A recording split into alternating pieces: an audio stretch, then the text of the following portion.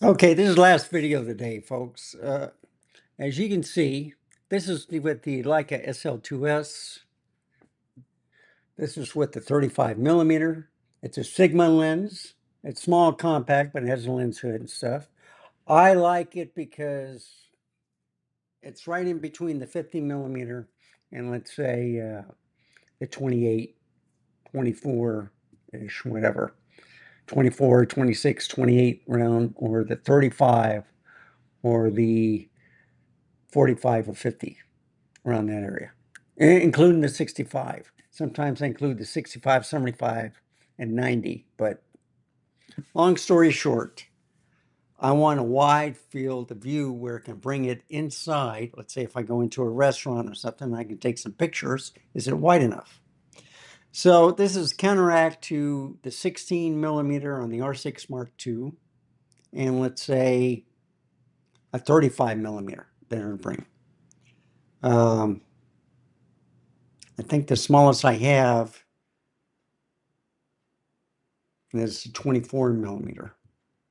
No, I got the zoom 14 to 28 on the, that I can use on here also, which is the Panasonic one. So with L mount Alliance, I can use different lenses from different camera systems. And they all work. It's like Micro Four Thirds. Sometimes the stabilization works on one lens, but usually only on that camera bodies. But long story short, we're going to get on the Leica SL2-S, just like the Canon. I like the Leica colors pretty much. These are expensive cameras, okay? Expensive lenses. But I buy third-party or L-mount Alliance lenses, and now they have third-party lenses with certain adapters that will work with these systems, okay? I can use the S52, S52X, Leica SL2S, interchangeable. I can use the Leica M glass on those cameras too. So my reasoning now is trying to get the right focal length, and I'm thinking I'm pulling to the 35 millimeter and the 16 millimeter. Something wide, and then something that's, not too close, but wide enough where you're not into someone's space, okay? And I'm more into looking at the outside of buildings, artifacts, museums, stuff like that, okay? So here's my dog, and you can hear her barking outside. She's probably barking at my cat, who's playing with her. And the way he plays with her is he sneaks up on her and then he attacks her. So that's a cat for you. So as you can see, the contrast might be up. I should put it down like a third, something like that on the exposure, but still, it's good enough. I have it in aperture priority. And look at the shots. I mean, they're excellent. I'm using a 2.5K monitor, to present all this. So it's not taking the whole screen and stuff. But look how sharp this is. So if I go over here, and let's say if I bring in, closer. So it's a little, she was moving and stuff, but still, that's a great shot. And let me just bring it down. It's right where it was. So I put it on mechanical shutter, and I'm seeing some images that are not sharp. Okay, so the shutter, I noticed that the shutter on the SL2S is a little bit slower than the R6 Mark II, or even on this camera. Okay, I still like the colors. I still like the light. I'm just experimenting with each cameras because I'm seeing a lot of rolling shutter or distortion in the lens. So I'm doing an experiment to see if the mechanical shutter will solve this. R6 II, even in the Leica Q3, this camera, it did. On this SL2-S, I think their shutter speed is a little bit too slow, but this is an older camera. But at the time it came out, it was ahead of mainly all of this. And it's still pretty more expensive than the Nikon one, the Z6 III. In fact, I'm wondering if this is a little bit, just a little bit under the new Sony. I'm wondering. Yeah, I think so. So, anyway, and you know, the R1 and the R3 are a little bit more expensive, but they're 24.5 megapixel cameras. I think the R1 is a 26, but anyway, 24, 26.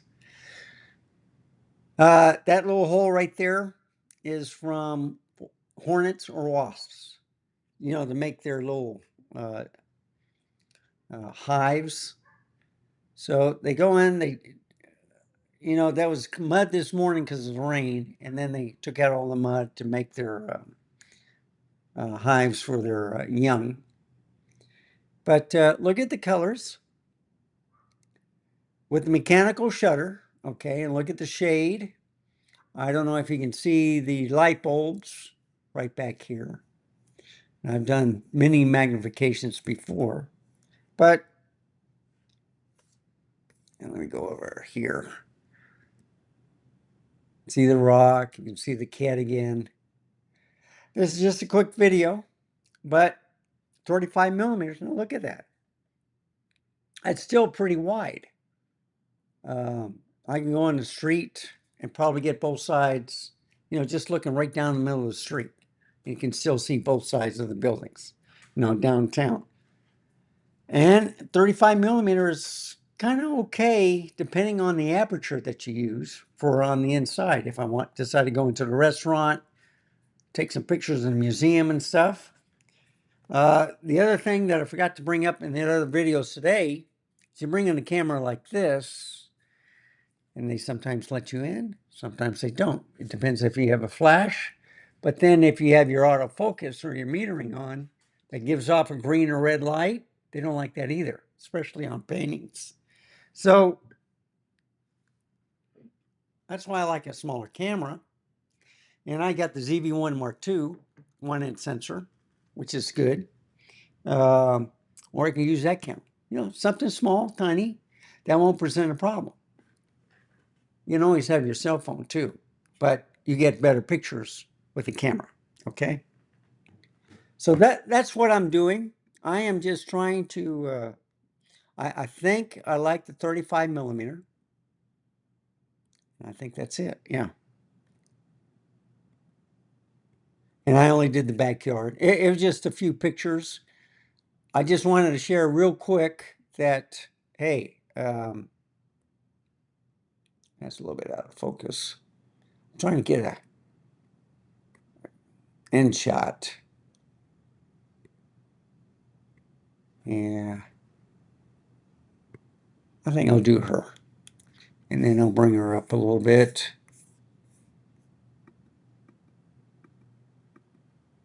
But you see, she's still sharp.